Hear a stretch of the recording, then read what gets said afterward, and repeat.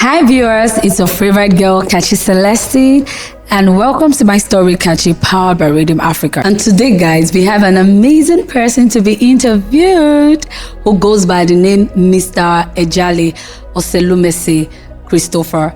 He's a business management consultant, an educator, an entrepreneur with a passion for empowering small and micro businesses. He is also the founder of BlackBot Business Consulting and the BlackBot Business Management Academy. Stay with me as I take you to my guest.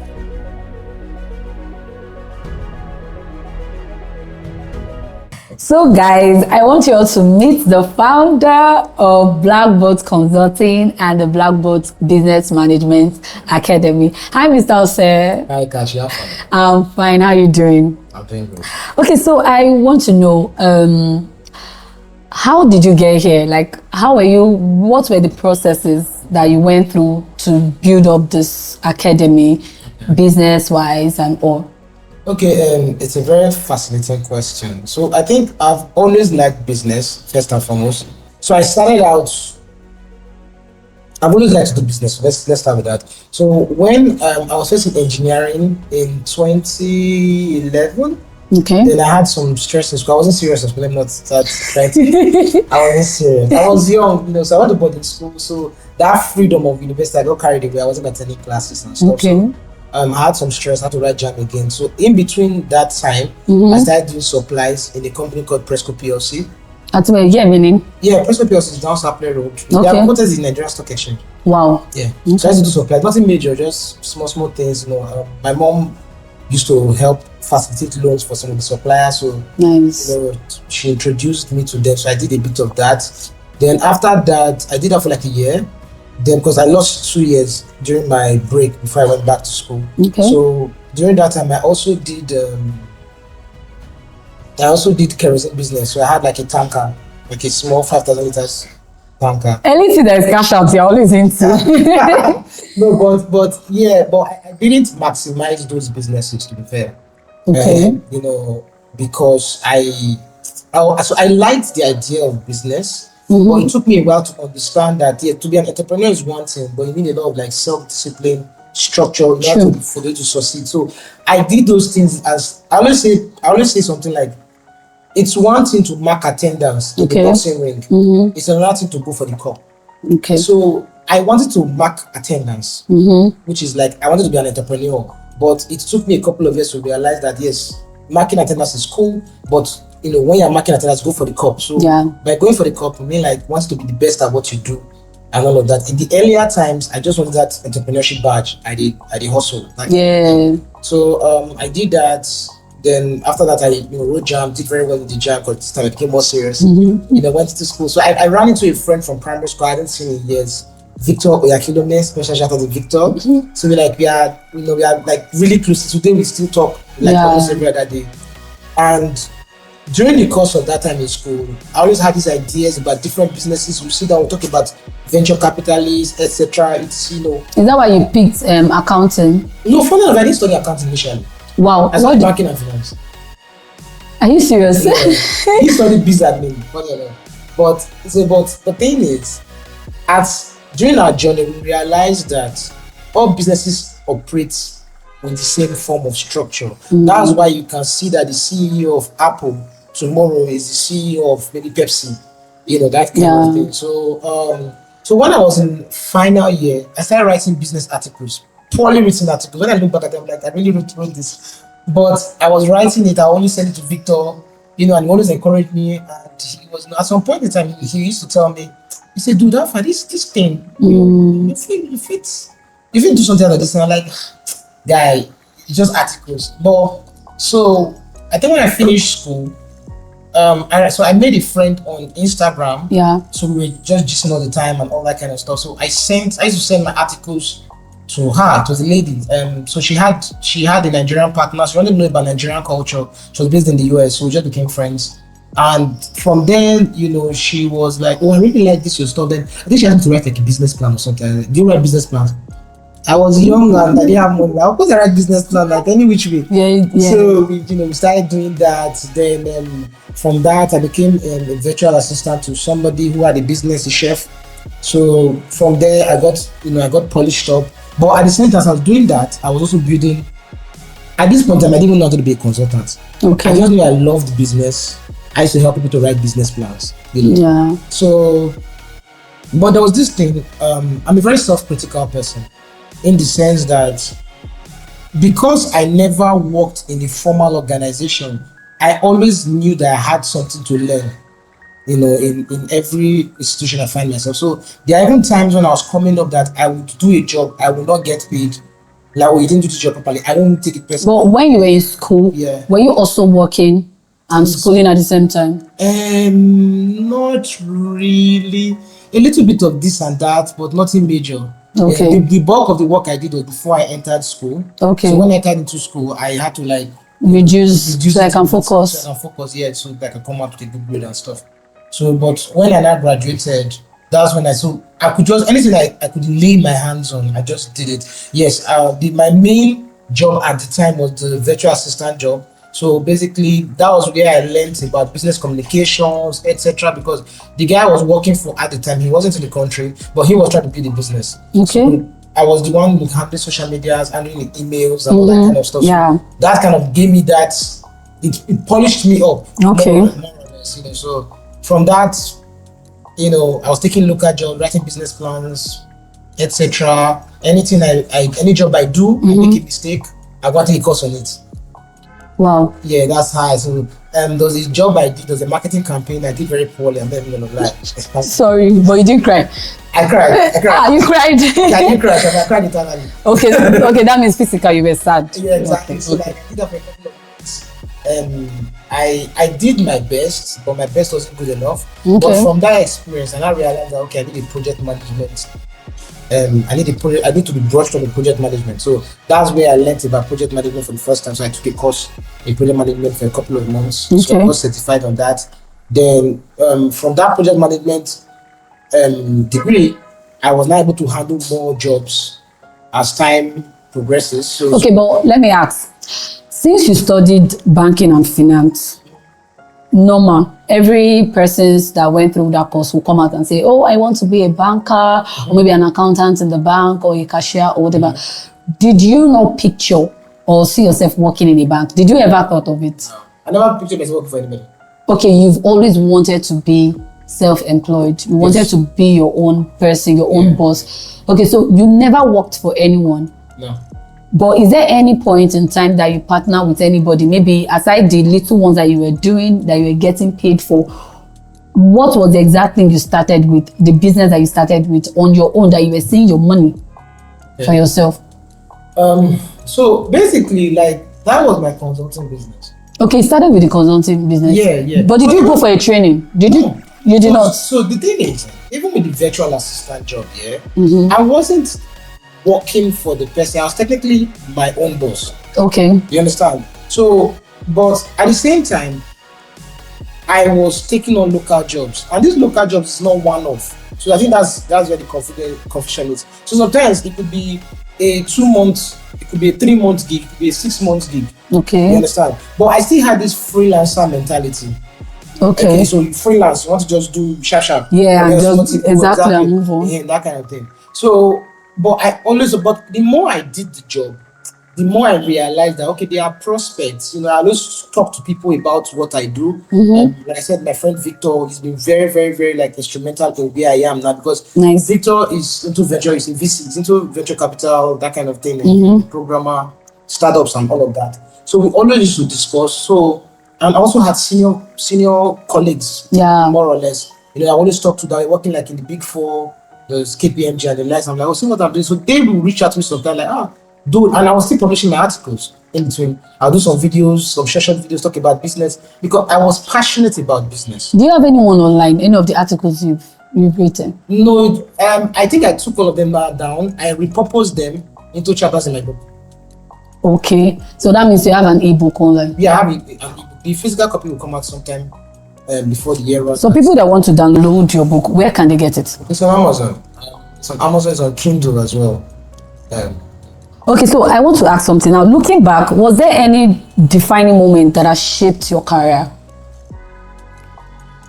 It's not one. defining moment. It's a snowball effect. Okay. Because for me, I always feel that everything that happens for to do that happens for a reason, and it's for you to extract the reason from that situation and use it as a learning lesson to move forward. So I gave an example of a job I did while I was, freelancing and all that, as and I botched the job. That job made me to go and take a course in project management.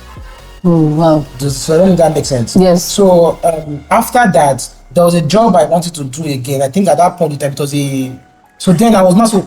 Another thing that really helped me at the start of my career was that I wasn't only writing articles, I was doing short videos. Okay. Of your work. Just talking about business generally. Okay. So although at that time it was just purely theory. So the kind of videos I do now are very, very practical, based on experience I've had over the years. Exactly. But back then it was just mostly theoretical, like books I read, because I was always reading about business, all those Harvard Business Review books and all that. I was always reading that. So based on my knowledge at the time, I would come out and do the short videos about cost benefit analysis, budgeting, etc. If you go on YouTube, you see like some of my very old videos. But during this phase, what were your challenges? What were the challenges that you were facing that you felt like it was affecting you? Maybe at some point you were almost saying, oh, maybe I think I'll pause for a while. Maybe I won't do this one. Have you had any challenges like that? My biggest challenge is me. You? Yeah. You are the problem to yourself, or which one? No, for me, I have this belief, mind over matter. Okay. Yeah. I've had like diagnosed anxiety before. Yeah. My late teens. Before, so in between that, in between when I was doing the kerosene business and I was about to get back to school, I had like diagnosed anxiety. Like I was taken to the hospital, I had to be on like a bit of therapy. What was the causes, like the triggers? So when you are young, you don't really think about death. Okay. So for me, what triggered mine was I lost a couple of friends within a year or two.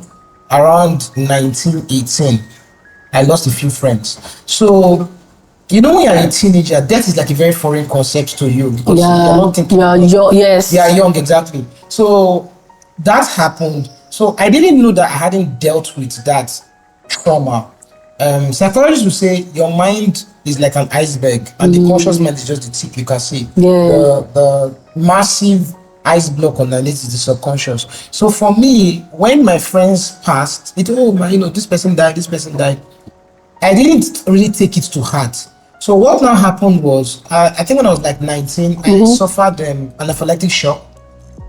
It's like an extreme allergy.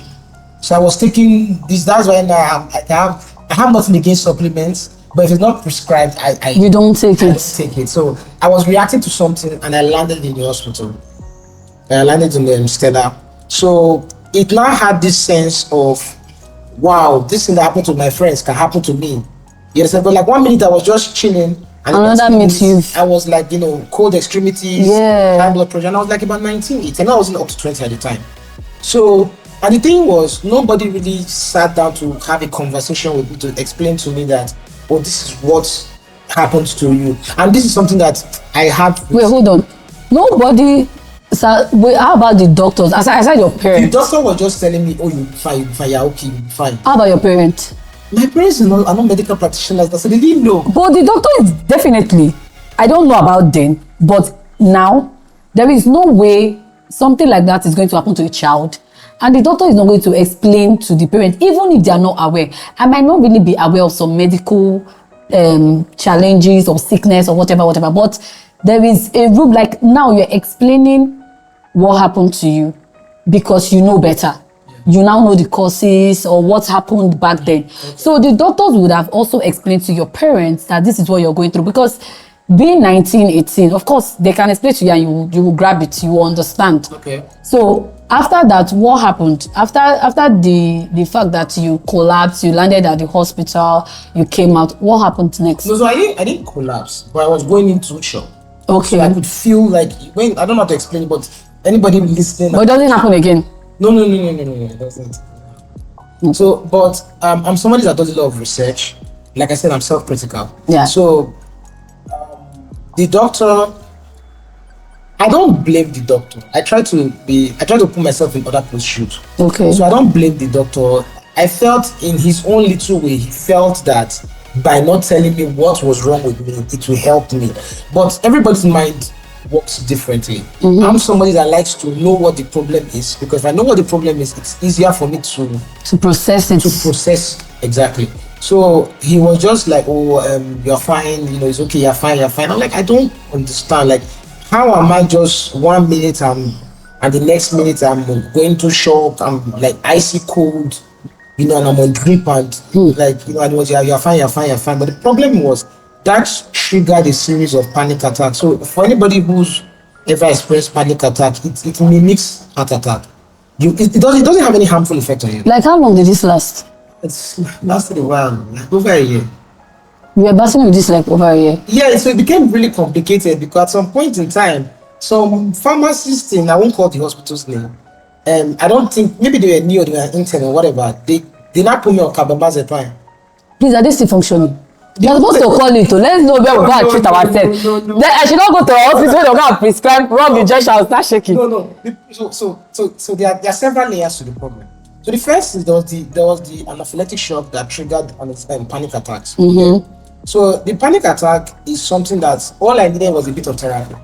Okay. Just like to counseling. Counseling. Yes, so they can talk to you and come. But I was not really scared because it was then that all my friends that have passed that started very coming. obvious. Like, so this guy could dynamics I took. You can just go. Exactly. I was afraid to sleep and stuff. So now it was the panic attack. So when it happens, it doesn't have any really harmful effect, but you start hyperventilating and all of that. So that's a whole lot for a child. Yes, and when you land in the hospital, you have a BP like 140, 160, that kind of thing. It's insane. So I went to the hospital. Like I said, I won't call the name, but they now prescribed carbamazepine. Now it's not like I didn't do my research. I just, because I was on Losartan, doesn't work in again, doesn't come in me. I went to diazepam, doesn't come in me down. So they now put me on carbamazepine. And carbamazepine is a really, really strong drug. Yeah. Now, as a kid, I took it for a bit, it worked, I just stopped taking it. And I wanted to withdraw. Because it was a whole lot. But I think at the end of the, and the reason why I'm sharing this story is that there may be somebody that is battling with this. So I don't want to like. Yeah, they may not even know the cause. Yeah, exactly. So I now took carbamazepine. So normally, the lady that prescribed the drug explained to me. That's why I said I try to be. I don't want to apportion blame to people. I just feel that whatever happened, it's my fault. I could have done better. So she actually explained to me that carbamazepine is a drug that you stop over a series of months. So if you are taking 2, you reduce it to 1.5, then you reduce it to 1, you reduce it to half before you eventually stop. Oh. Yes. So I didn't read the warning label. So how did you do not take it? I just stopped. Yeah. Please don't. But that experience, so eventually, withdrawal and all the theatrics of what withdrawal does on you. The crazy thing was that at that time, I didn't know those withdrawal that was disturbing me. I just thought that the anxiety attacks came manifesting in a different way. So it was years later, and I said, oh, there's actually withdrawal I was going through during that time. But the funny thing is, how I stopped that thing was very crazy.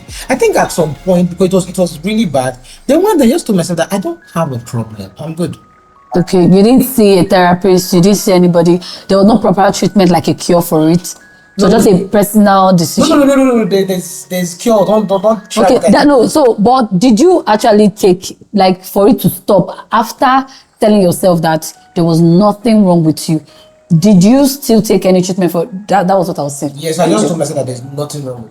Okay. So I actually ended up trying to see somebody. They prescribed that drug for me, and at the time, so when I was talking to the guy about how I was feeling, I didn't like the way I was. So this is where the endoman's pride come into play. I didn't like the way I was looking at me, and I'm like, I'm not. What's this? And I'm like, nah, I'm good. Like I'm actually good. So I just walked out. Okay, no problem. Thank you very much, sir. I bought the drug. I never took it, but I just told myself that no, you're okay. I'm okay. Like I don't like this look that I'm trying to explain my problem to you, because I think now there's a lot more awareness in mental health issues. People exactly. But by this is 2013, 2012. Okay. You understand? So like there was still this very people are just stereotyping, maybe this guy is on drugs or whatever. They didn't know it was carbamazepine. I stopped. But the reason why I'm sharing this story is that experience told me that my mind is the most powerful tool that I have, because I told myself that I'm good, like I don't have a problem. Literally, I don't have a problem, and that is how I started recovering. And I just Okay, so after all of this, how did you now choose into going into business? Because I went to school first. Okay, so you started. Okay, so when you were in uni, you now started your stuff. All of this drama happened between when I left engineering and banking and before I entered banking and finance. You did engineering? Yes, for 2 years. I mean, which one did you not do? Let's not do. I was for 2 years. Yes. Like as a course or maybe as a work or what? Not as a course. Wait, so why did you leave the engineering? I wasn't serious. Like, aside not being serious, is it that you didn't also like the course? Maybe that too, but I don't feel I wasn't serious. Like I could have done it, because at some point in time when I was studying to write Jam again, I'm like, I can actually go back and study this engineering, but like, nah. So you just had to switch to the banking and finance? Yeah, I had a very interesting wire combination, so I could switch to like 3 different faculties. So our guidance and counselor when we were in secondary school was like, you never know where you find yourself. So they gave us a very unique set of wire combinations, so that either which we could either do sciences, pure sciences. So the way my wire was set up, I could either do engineering, I could do life sciences, I could do social sciences, I could do management sciences. Yeah. So like how many years now did you use like in the uni? How many years did you spend? So 2 years engineering, 2 years in between, because the year I had stress in school when I had to go back and I ended up spending 6 years. So 2 years engineering, 2 years the break, because the year I had the stress, that year JAM form had expired.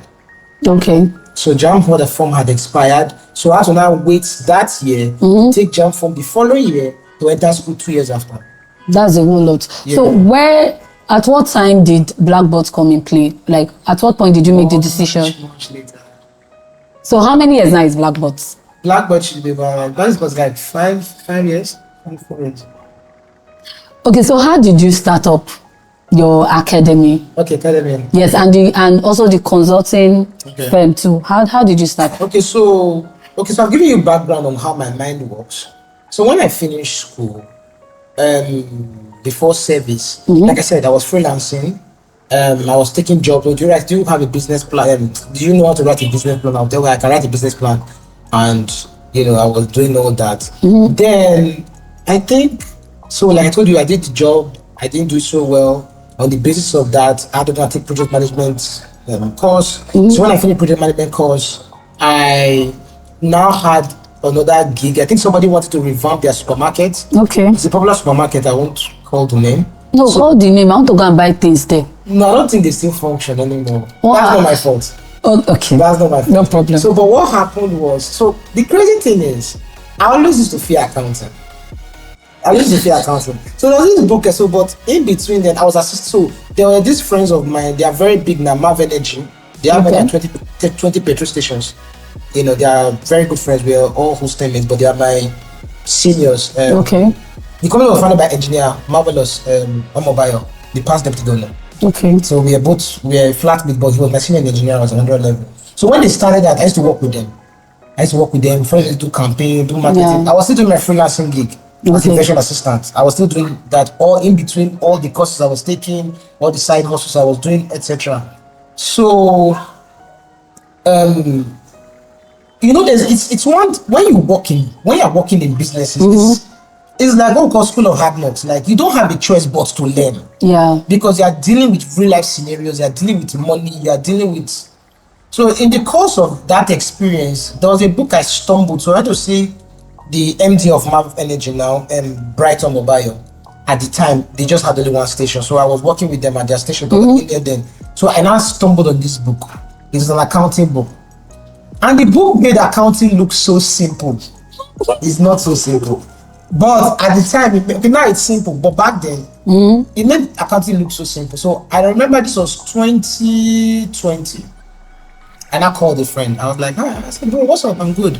And I want to do something in accounting. So I already done project management at this point. I've done digital marketing at this point. And courses, I've done product management and branding at this point. So I was just racking up as many certifications as I could get. So I now called my friend, man, this accounting thing, I want to do it. Because what happened was that, I was trying to talk about the supermarket just now before we deviated. What happened was that the supermarket wanted to revamp. So I knew that before you revamp something, you have to assess it currently. Like, okay, how much are you currently making? What are your costs, etc. Then on the basis of that, you now map out and say, okay, do you know what? If we are not growing you by X amount of percent, so here's what we're going to do. So at that particular stage, I had to hire an accountant to come and do it for me because I didn't have accounting skills. So this was around 2018. Okay. 2019. Yeah, 2018, 2019. So I submitted a proposal and they never got back to me. But in the proposal, I outlined all the steps they were going to take to do what they wanted to do. So when I sent it to a friend of mine who was working in a consultancy firm in Lagos, he was like, no, they don't do that. You just give them like the basic. Then when they pay you, you're not going into detail. Oh, so you gave all your work for free. Well, at the point that I didn't have any accounting background. So there was I couldn't even execute. The idea was I was going to get, like, when they gave me the job, I'll get an accountant to do the assessments. Then, but you gave them for free already. Rookie mistake. Rookie mistake. You laughed the hard way. Yeah, I laughed the hard way. So, so that after this was the time I was still doing, working with the Marvelous and all of that. And I now read this book that made accounting look very easy.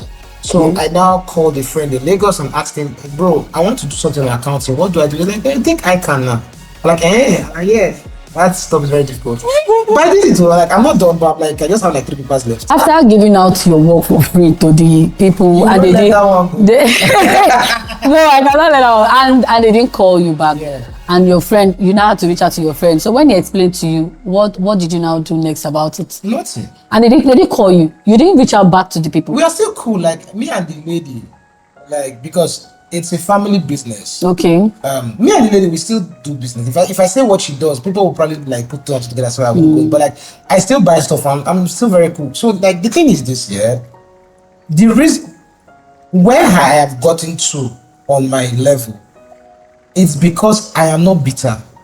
I just take lessons from a situation and like, okay, where did I curse? Like, where did I fuck up? Yeah. Like, where did I fuck up? And okay, I could have done this better, and I just move on from there. I don't hold on to stuff. The crazy thing is that everybody that I have worked with at some point in time that maybe I didn't do it well enough, or they did me dirty. As I am now, most of them may not be able to afford me.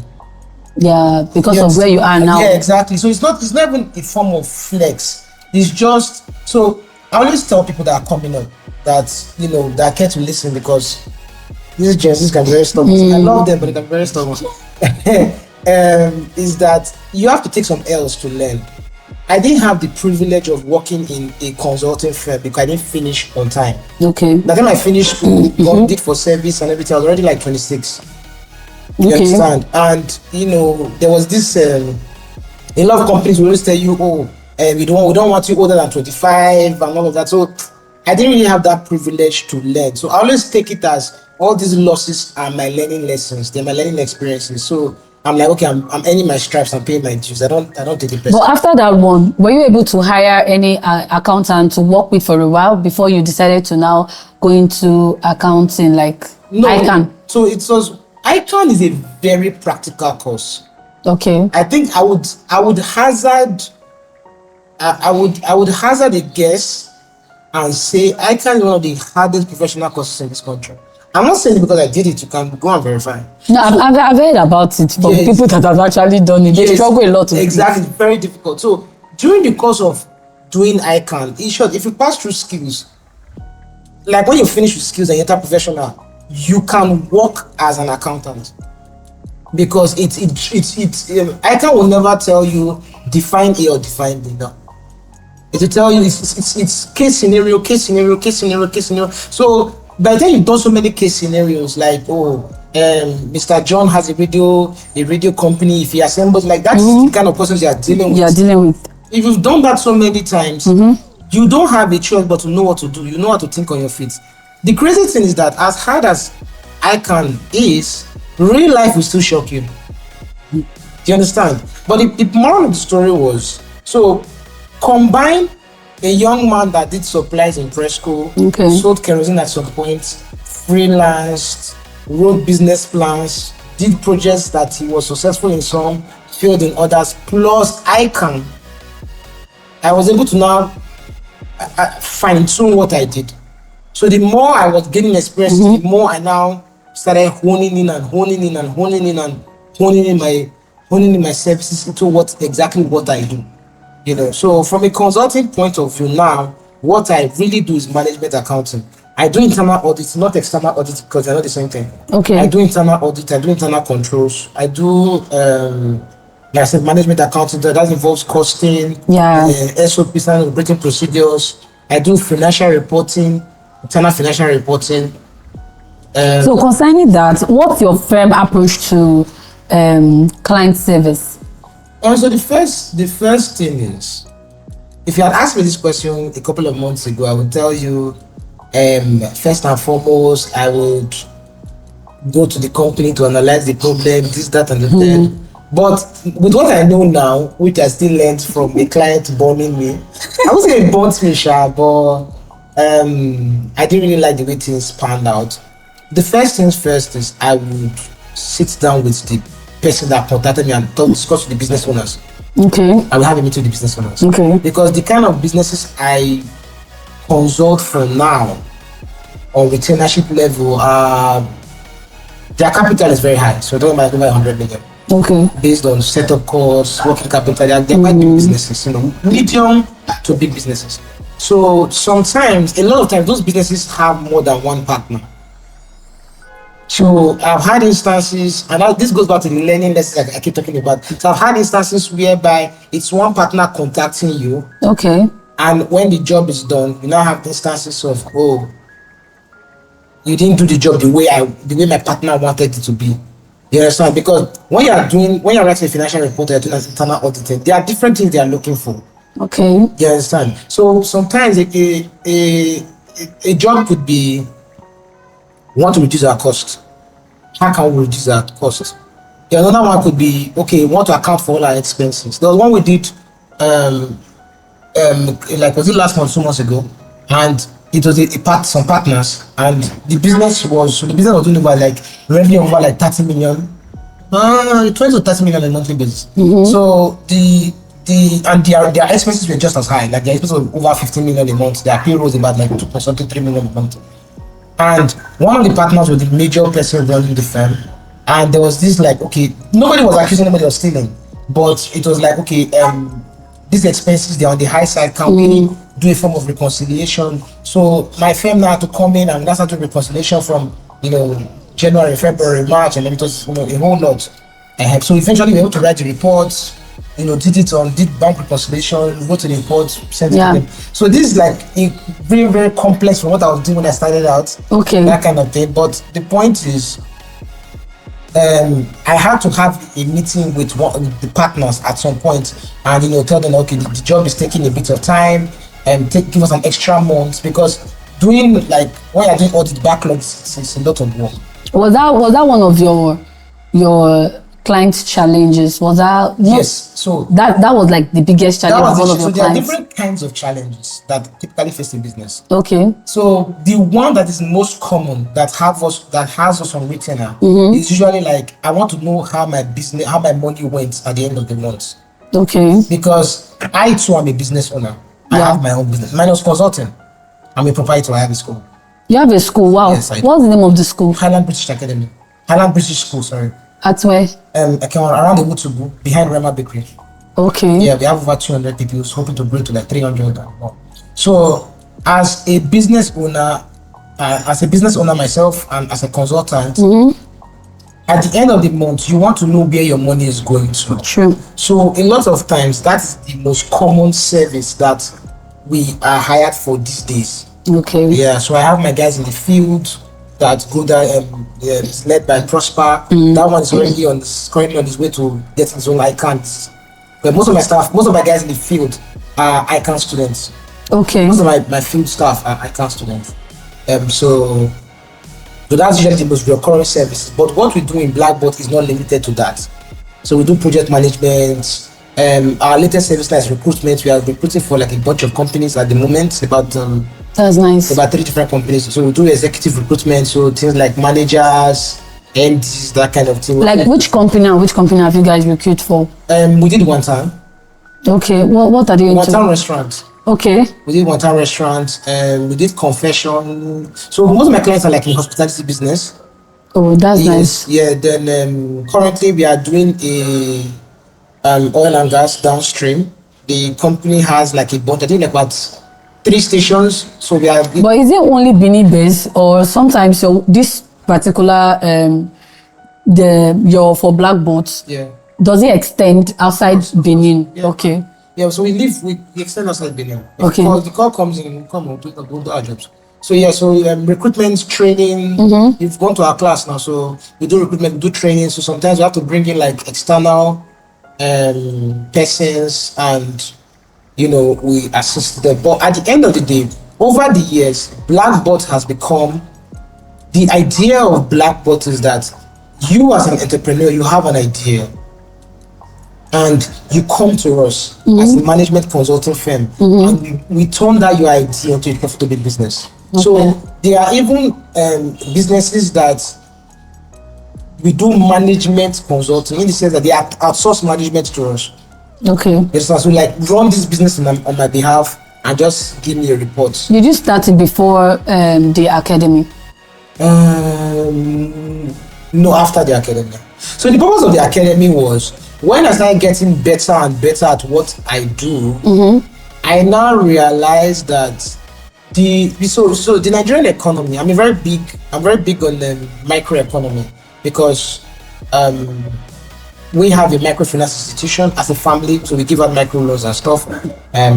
So I still hold a position there part time. So I understand that the Nigerian economy is made up mostly of micro enterprises, so small businesses. That's what make up the bulk of the Nigerian economy. So I now realized that many of them cannot afford my services. I will not start pretending and telling lies and say, oh, you should know. So the idea of the academy was that if you cannot afford to pay us for the consultancy services, you can now come to class at the fraction of that price to learn about management. Because at the end of the day, what makes a successful business is not ideas. Ideas are a dime a dozen, but it is execution that makes business successful. I've seen these days, if you come to me and say you have an idea, I'll never answer you. Like if you are coming up, when I say I will not answer you, I don't mean it from a standpoint of a client. Like you come and meet now, you have an idea, but like what is like my guys that are coming, just like my younger friends that come and meet me, I always tell them, do something. Start somewhere. In startups, we call it an MVP. Create a minimum viable product. Then on the basis of that, we can have a conversation. You now discover that idea, execution is exactly is hard. Very important. Yeah. Okay, so now what's your belief in client values in today consulting? So what do you mean by client value? Like in the accounting landscape, how do you meet their needs, especially for people that are coming to you? So I want to understand something. Like accounting is not the core of my service. So. Okay, but now that you're doing ICANN, where are you bringing it into? Okay, so for me, I just want to be as capable as possible. The crazy thing is, I had a conversation with a friend's spouse. She's a chartered accountant, and when I explained what I do, she was like, "You don't really need ICANN for what you do." And I said, "Yeah, to some degree, but at the end of the day, I always want a situation whereby the best way to quantify a business is through the books." You understand? And I feel that, I like these days I spend more time in the office, but I started out in the field. So when I started doing ICANN and I started understanding accounting, I got to skills, brushed up on accounting. I started doing field work. So, going to clients' place, counting stock, preparing inventory stock book, that kind of thing. So do you do all of this alone, or No, at this point, I don't do it. you don't do it? So, okay, that means you have, Yeah. because I would have said that's a whole lot. No, I don't. Okay, so how do you manage being a proprietor, manage being a CEO here, and still do other businesses online? How do you combine? How do you jungle all of First them? of all, I don't like the term CEO. Okay, founder. Who is founder for you? I don't like it from a pride standpoint. That's not it. That's Okay, okay. I feel that the term is abused. Okay. Yeah. Why do you say so? Okay, so I feel that for you to be a CEO, there's a certain level you should have reached. I would call myself an MD because actually, okay, I am a director. I'm the managing director of my company. So I would call myself an MD and a founder. Okay. But I feel that CEO, I haven't gotten there yet. So that means in the next 3 to 5 years, where do you want to see yourself? So next 3 to 5 years. Okay, so for my school, I like to have like a management institute that I was like diploma, like a HND. Okay. I've always wanted to have like a business school, like a proper business school that addresses the Nigerian market, because the Nigerian market is very, very interesting. For example, now, if you are a foreign business school, if you are budgeting for maybe a project or whatever, now you don't account for bribe. In Nigeria, you have to account for bribe. I'm not encouraging it, but I'm a practical man. My job is to execute as quickly as possible. So I'm factoring in bribe. I'm factoring in admin. I'm factoring in the political terrain. You understand? And these are things that, because a lot of our institutions here, even the business schools, so most of the business schools are for C-suite executives. So the likes of Tony Lumelu, etc. The ones that are supposed to cater for the MSMEs, most times they turn into motivational something. Like, I remember attending 1 or 2 seminars and I was very disappointed, and it was just motivation. Like, You are now among the people that read those books that you say 5 ways to the top, no. 50 ways to get rich. So the purpose of my school is to bridge that gap. Okay. So I'm providing management. I want a situation whereby if you finish from BlackBot, whether it's the management academy as is now or the institute in the next few years, they don't need to interview you before you get a management job. If you decide to go that route, if you decide to start an entrepreneurship, like you want to start entrepreneurship, like you would kill it. You will know what you are doing. Like, so my program is very, very, very practical. Very practical. And in the next 4 or 5 years, for BlackBot, I probably want to have like an institute or a university. That's beautiful. Yeah. That's amazing. So how did you jungle all of this? So before now, I want to ask a personal question. I should. So doing all of this is a whole lot, and there is no way you tell me that, oh, you're not thinking of I'll settle down one day, so that you're not gonna make money and forget that you need fun. So how do you combine your work with your relationship life, or maybe your personal time? How do you rest? How do you create time for fun, for chilling and all of that?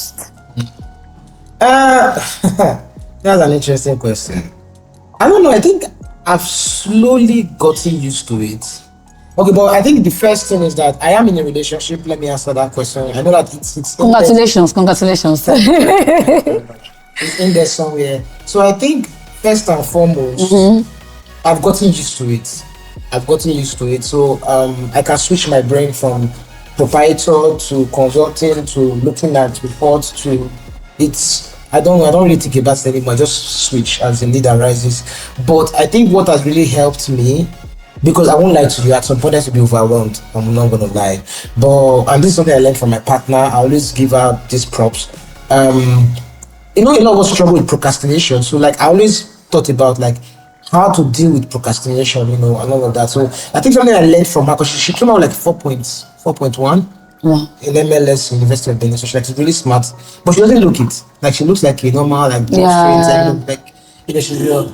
And I was like, but when I spent time with her, and I realized that the trick she used is anything that needs to be done, do it now. Don't think about it. So the don't think about it aspect is something that I've already understood. But watching somebody function at a very high level, when they're also they also look like the quote unquote like a baddie,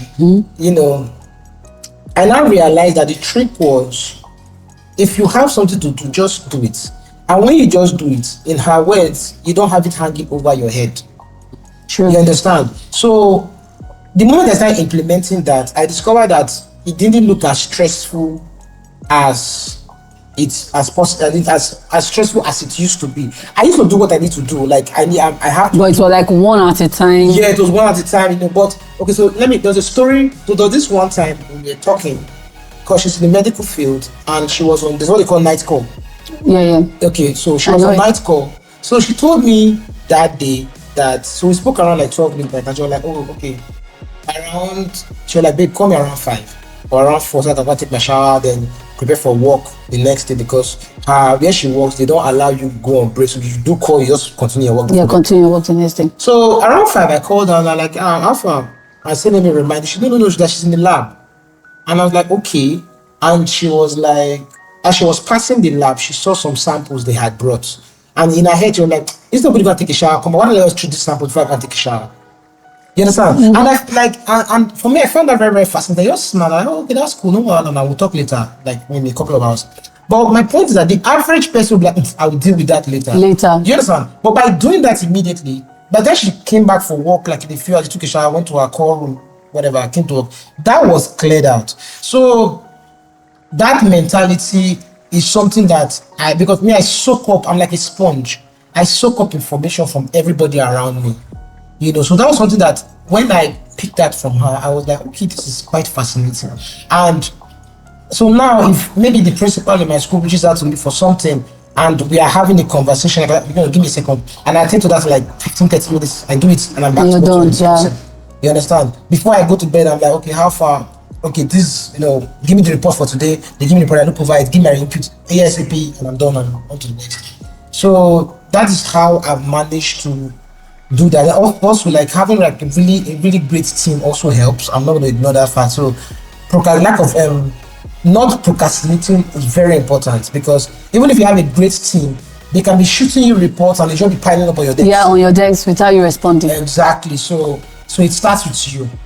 So once you have that out of the way, like you've killed your bad habits and you know what you are doing, a great team is very, very, very important. Shout out to Amina, our head of admin in BlackBot here. So she's like the engine room. I'm not even going to take that away from her. And when you have somebody like that, in the within my team, so that one is keeping tabs of everything that is going on around. Okay, this person reports. Okay, the school reports, that kind of thing. Then also having a good communication system. So it could be as simple as a WhatsApp group. It could be some other company I didn't know. Google has one. I can't remember what they call it. Is it Google Chats or something? Yeah, Google Meet. Not Google Meet. Google Chat. Okay. There's Google Chat. So companies use Google Chats to manage their communication. Where it's like a board.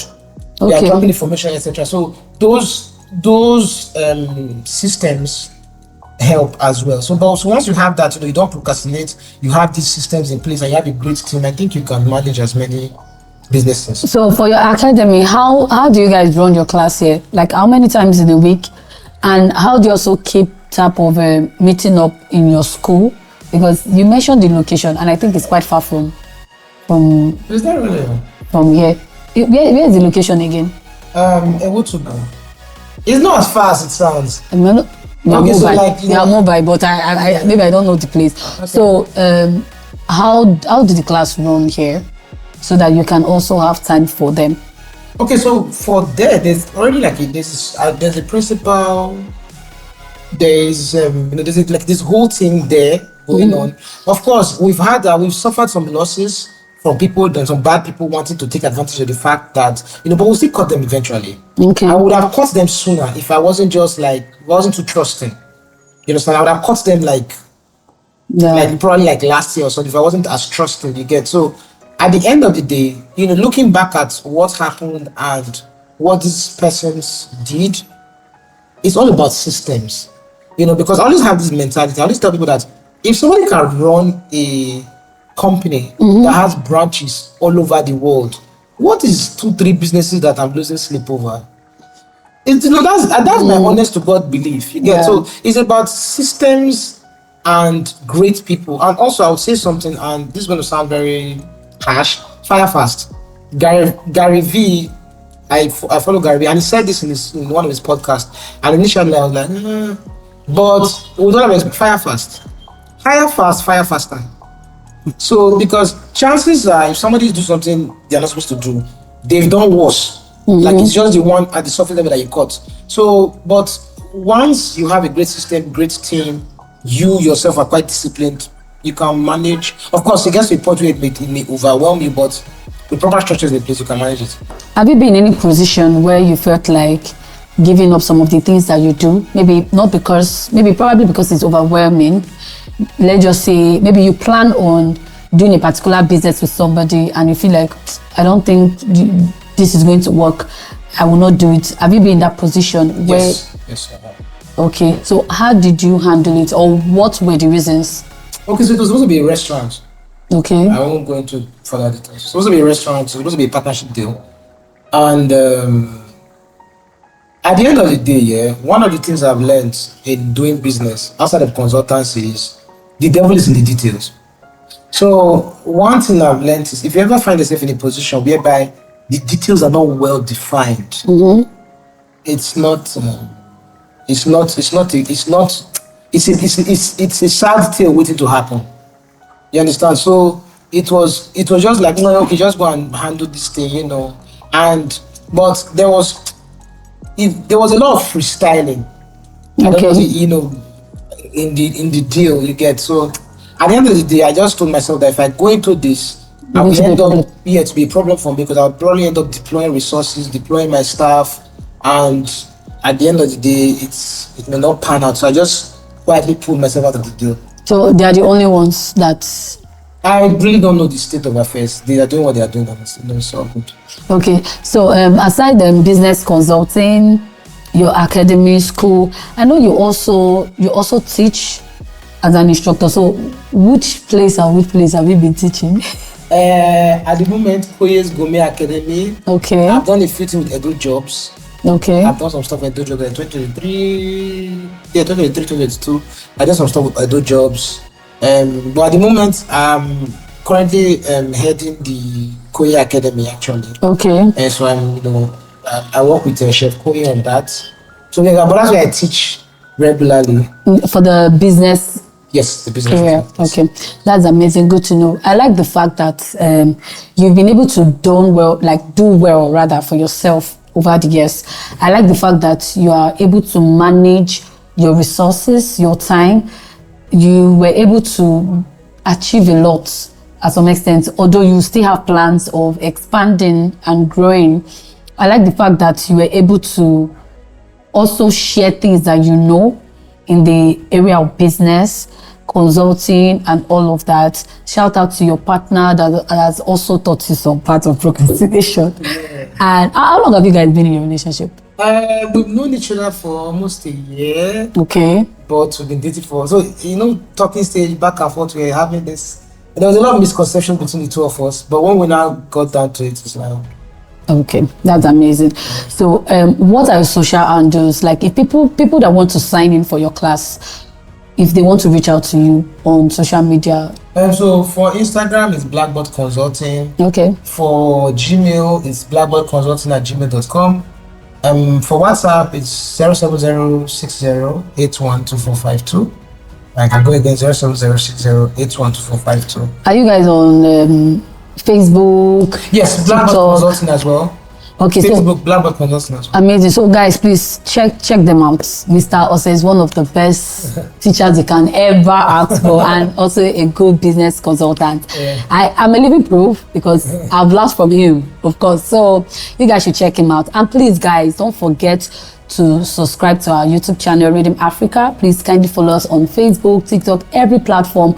We are always available and ready to reply, you guys. And thank you for joining us on My Story Kachi. See you guys. Bye.